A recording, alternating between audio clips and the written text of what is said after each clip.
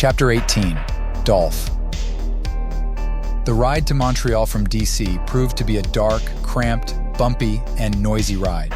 One small light was lit in the back, and the four of them were given basic food and water supplies for the nearly 10-hour adventure. The first 2 hours of the trip, no one really spoke. Brick, 30 minutes into the trip, took one of the sleeping bags supplied to them and crammed himself into it as best he could. It was comical to watch the overgrown giant try to squeeze his body into a normal-sized sleeping bag. Trace spent the next 2 hours muttering to David and Ashley about how this was such a stupid thing that they had gotten into. He constantly asked both them and himself, how did they get roped into this job? David, for the most part, just listened to him. His thoughts were mostly on how he wished he could spend more time alone with Ashley than what he had in the last handful of days. Ever since they went off on the job with Trace, they have been constantly surrounded by a group of some type. He missed the few days he spent locked in a secret basement apartment with her. He missed the weeks he got to spend with her in private before the SDT came for them. Sure, he knew this was all big stuff they were on, and something was compelling him to see it through. But just a night alone, to listen to her ramble on about the things she did before, or to touch her body, and her to touch his, without prying eyes. It was, as best he could summarize, a giant drag. Finally, around 3:30 in the morning, Trace began to show signs of fatigue. He reached for his sleeping bag and slipped into it. After too long, he was snoring through his jacked-up nose, something David gave him when they first met. David and Ashley also grabbed their sleeping bags. They found a small little section where the cargo had a break in it, creating a small cubby of sorts. They unzipped their bags and attached them together to create one larger bag out of the two. He laid there for a moment, listening to the loud banging sounds of the road the truck drove on. He felt his left hand throbbing draped over Ashley's torso as he spooned in the sleeping bags with her. Just feeling her body next to his reminded him of the past when lying with her like this led to other, simpler pleasures. His mind trailed off on this line of thought, and he reminisced about those times. For a moment, David didn't consider how exactly those thoughts might affect his physical condition. It wasn't until Ashley stirred next to him he realized he had let his mind wander on the thought of her to the point his trooper was standing at attention. The initial thought was embarrassment, not that Ashley noticed. She already had felt and seen all he had going on down there. It was from the fact that just a handful of feet away, Brick and Trace were sleeping. He attempted to reposition himself and make the erection less obtrusive. That was until Ashley made her move first. She brought her hand around and grabbed a hold of him, causing David to sharply intake air into his lungs at the immediate impact it had on his arousal. David did not allow the shock of her boldness to linger too long before he reciprocated with the same intensity as her. She took a sharp inhale of breath after so long and turned to face him. The change in her position was a welcome adjustment, as up until this point, David had been awkwardly using the arm he was laying on. Facing each other, he moved in to kiss her, and she hungrily answered back. David realized at that moment that Ashley had been chewing gum. Clever girl, David thought to himself. She very well may have been planning to try something in the back of the truck after all. David was a serial gum chewer himself, but even he had spit his out to sleep. It continued to progress, and before he knew it, both had removed the first layer of lower clothing they had on. He paused for just one moment and tried to look over the cargo that halfway hid them. He heard nothing from Brick or Trace, and quite frankly, with the noise and bumpiness of the ride, he was confident they wouldn't hear anything. In truth, even if they could, he would have still told himself they wouldn't. He was in too deep, and based off how she was responding to him, she was too. "Fuck," mumbled David as she guided him into position. It had been some time since the two of them found themselves here, and David had to take a moment to stop and collect himself. Even before she had come along, it wasn't like David had been out there knocking girls left and right. So, the initial weeks he had spent with her before all this were a crash course in the art of making love. It didn't last too long, but not too short either. The moves they used couldn't be extravagant or anything. It was them lying there in silence, lip-locked, as their bodies answered the call of each other. There was a point where she made the body-shuddering movements she made when he knew she had reached the height of their lovemaking. David silently thanked God because he was about to explode, and there was no way he could make a marathon out of this. They laid there in each other's embrace for a moment, out of breath, and feeling a calmness they had not felt in a while. The truck seemingly hitting every possible pothole on the highway it could, but even that could not rob them of the tranquility they felt. Ashley fell asleep quickly, while David watched her as she slept. He could always tell when she passed out, because her legs and arms gave the occasional twitch. In the past, they used to joke about who passed out first at night. She was adamant it was him, but he knew on good authority she didn't make those small twitch moves when she was lying in bed awake. He smiled to himself, thinking how when she woke up, he would tell her she for sure passed out first. Not too long after this thought, David's eyes grew heavy, and he slipped off to sleep. It was the same thing, the wave of angry, painful energy running through his arm into his head. It didn't make sense to him even now. Why to his head and not the floor? The screams. They were his voice, then Ashley's, then even Trace. He saw the eagle-falcon-like bird come down to him as he stood outside the building that looked so much like a power plant. It was the bird that was an image of protection.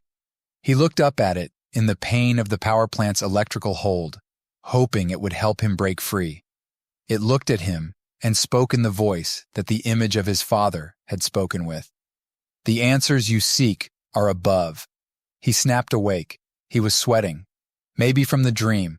Maybe from the general heat of 4 people packed into the back of a commercial truck with cargo. The dreams almost always ended the same way. That voice, which he naturally connected to his father, but not because he knew what he sounded like. Only because in his daydreams and real dreams, it was the voice he created for his father. But that voice always told him the answers he wanted were above.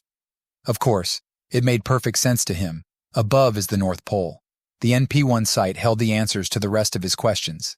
It sucked that it could very possibly result in his death, but he knew these dreams wouldn't end until he got those answers. Hell, even then, there really wasn't a guarantee. These dreams didn't really start occurring until recently. He looked around the area. Ashley and he were still backed up into the cubby made by the small gap between the cargo. But he heard no noise from the other 2. He reached down into the sleeping bags, found his underwear and pants, and slipped them on. He carefully slipped out of the bag. The movement of the truck was still intense, which required one to move around in a crawl. David loathed this exercise mainly because it required him to walk on his hands, one of which was constantly burning with white fire pain. He was making his way over to the water and the painkillers. He reached for an old-school digital watch that Trace brought. 5:23, it read. The PM light was not active on the clock, meaning it was in the AM of 5:23. David considered this. They had been on the road about 4 or 5 hours.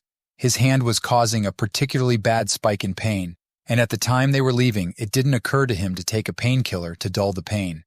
He had around another 5 hours or so to go on this trip, and he really didn't want to arrive in front of Dolf, doped up on painkillers. He winced as another flare of agonizing pain ran through his hand and broken fingers. He chose to take half a painkiller and sat in the dark for a moment as the truck rattled down the road. He looked over and saw Trace also sitting up in his bag. His eyes were glazed over some. He must have woken up from one of the many bumps in the road. "Sup," David said to Trace. He was still tired, but needed to let the painkillers set in to try to sleep and face more of those dreams. Trace looked over in the dimly lit space, yawning. "I keep asking myself why the hell I agreed to this," he said softly. David nodded. "Yeah, you have mentioned it a couple times now. So why did you agree then?" he asked. Trace let out an audible sigh as he considered it himself for a moment. "Shit, man. I don't know. Sometimes even when you don't want to really do something, you do it. When I decided to run away from the orphan house back when I was a kid, I didn't want to. I didn't know what would happen out here, but something made me do it. Sometimes, shit, man. I don't know, sometimes you gotta do something. I don't know how to say it," Trace said with a hint of frustration. David could hear it in Trace's voice. It was the feelings David felt himself about a lot of what was happening. The day those agents came for me, the day I was supposed to get sent off to be re-educated or whatever they planned to do. I didn't want to run either, man. My heart was pounding, so was my head, and all I kept thinking was, if I run, these dudes will just kill me, you know? But I had to. Sometimes it isn't easy to put words to what we feel, is what I guess I'm trying to say. I guess I'm trying to tell you, I get it," David said. He started to feel his hand go numb, and his whole body began to feel disjointed. The meds were kicking in. I guess that's being a human, huh? Just throwing shit at the wall waiting for it to stick. Or following the feeling, I don't know what else it is, Trace replied. David shook his head. For some reason, those same feelings they were speaking about were making him fight off sleep to continue the conversation. It's truth, man. It's being human to just want to know what the fucking truth is. Though I don't know what it all is for Brick, if I'm being honest, David said. Trace just made that fake snorting sound since his nose didn't quite work right anymore. That dude? I'm sure somewhere underneath the freak show there's a reason he joined this. Who knows? Maybe he's the biggest truth seeker in this goddamn truck, said Trace. David just did a kind of weak, tired smile. The meds were hitting him hard now. Well, duh, dude. Look at the size of him. Both kind of let out tired laughs and sat in silence for a moment. Look, man, Trace said. I don't know. I'm sorry or whatever about the day you showed up at the charge station. I thought you were a mark. You spend all this time in this world, you forget what the first day looks like, you know? David could hear the strain in Trace's voice from the apology and knew it was something Trace didn't do lightly. Ah, he replied. Ain't no big thing, man. I'm sorry about the nose. It was a in-the-moment thing. I didn't think it through. Trace's hand reached up to his face in the dim light to touch his nose. Makes me look edgy, I guess, compared to some shit that happens in our line of work, like broken hands. Think it'll be all right, Trace said. David yawned again and told Trace the meds were kicking in and that he was going to try and get a few more hours of sleep. Trace nodded and claimed he was going to try the same thing. David moved back over to Ashley in the cubby area and slipped into the bag. She felt him move into the bag and drew herself closer to him. It didn't take long for sleep to come, and with it the strange, oddly nerve-wracking dreams. It was a few hours later when David woke up, covered in less sweat this time. The truck wasn't moving and everyone but him was up. He shuffled into a sitting upright position. Although the fog over his mind was cleared from the effects of the painkiller, his body still felt under the influence, and he took time to make sure he had solid positioning. He looked around the cargo space of the truck and saw the three others sitting behind some crates. Where are we? David asked limply. He was still waking up. Ashley looked over at him. Truck stopped about 20 minutes or so ago. Nothing's happened yet, she said. David got out of the bag and shuffled over to where the three of them sat. Heard anything from our buddy Chet? He asked. Trace answered his question. Nah, heard his door open and close and some footsteps, but nothing else since we stopped. David considered this for a moment, but then Brick also spoke up. Been other trucks. Heard one start up and pull off when we first got here. This made David relax a little bit. All right, so maybe we are just at Dolph's truck depot place, David said. That's a nice thought, but why are we still in the back of this truck then? Trace replied. David looked around. Well, did anyone check the time? If it's daytime, it might be kind of odd to just open the back of a truck and let 4 known fugitives out, he said. He's right, Brick said. It would be dumb to do a thing like this. Even if he had the truck in a loading bay, not everyone here will be in on Dolph's operation. Ashley nodded her head and rubbed her forehead with her fingers. Brick's right. Even if we are at the place we need to be at, they probably can't just let us out like it's nothing. Dee told us this Dolf guy has to run this thing in a very delicate way. They sat like this for quite a bit of time. The heat in the back was getting to a point of extreme discomfort. You know, Trace said at one point, keeps heating up like this, we may all have to get undressed, he said with a sly ass smile on his face. Ashley just shook her head without looking up. Ever the pig and ever the loudmouth shit for brains with you, Trace? Maybe take a break, she said. Finally, after a bit longer, they heard footsteps again, and the driver door opened and closed. The truck roared to life and the gears of motion were locked in. The truck was moving again, but not as fast as prior. They felt the slow movement of the truck do a sort of turn. Then it began to back up. The loud beeping sound that trucks like this started to go off as they inched backwards towards something. Not long after the truck started backing up, it stopped. The sound of the air releasing from the brakes as they came to a halt made David suck in a long inhale of air. Again, for a moment, nothing happened. Then on the other side, the sound of a bay door opening, and a voice. Now 2 voices talking about something to each other, but it was hard to hear over the truck's hum. Suddenly, the back latch on the truck's back door was unhinged, and the squeal sound of the door as it was lifted. Standing on the other side of a bay dock was Chet and another man. The other man was shorter and slightly rounder. He wore a blue, short-sleeved button-up with pinstripe-like patterns running up and down. He had on an older hat, or a hat that maybe just wasn't cleaned very often. He had a cheap filtered cigar in his mouth and a blotchy red nose from excessive drinking. The nose reminded David of the fat Agent Anderson. Unlike so many people in today's world, he wore aviator-styled glasses that were thick-rimmed, indicating they were prescription and not a fashion statement. "Hey guys," Chet said in his cheery tone. "Sorry about the wait. Had to wait for dock door 0 to open up. This is Dolf." David really couldn't say he was surprised at this point. It seemed near everyone in the organization looked like the stereotype of the role they played in normal society. And Dolf looked like a classic fat trucker. "Howdy, folks. Fight the power," Dolf's infamous first words. His voice was rugged from what sounded like years of abuse from cheap filtered cigars. David wondered why it seemed everyone this far up north felt the need to say, "Fight the power." Fight the power?" David said, raising his fist up. He said it to Chet the one time thinking it was some sort of joke, but now he wasn't so sure. Dolf cracked a wide smile that showed his crooked, yellowed, and partially missing teeth and looked over at Chet. "He say it to you also?" he asked. Chet beamed with a smile as well as he put his thick hands on his belt line. "Sure did, but I'd say his is just a friendly sort, eh?" replied Chet. David's cheeks got a little red, and he thought to himself, "Oh God damn it, the Canadians just made me into a joke. They slipped an A on me in the process." Both truckers looked at his face and laughed with each other. After their brief laughing fit, Dolf sort of collected himself. "Well, how about before we fight the power, we get you all out of the back of a truck, cowboy," he said. The four of them started to make their way towards the exit. "Do me a favor, don't go too far from this area as you come out. Bay door 0 is somewhat hidden, but I can't have the others who don't know see you," Dolf said. Dolf's mouth opened some at the sight of Brick, almost causing his filtered cigar to fall. "Well, hell, you sure you even need a fifth man there?" he said as he continued to size up Brick. "Yeah, we are pretty sure," David said, regaining some of his composure after just being a laughingstock.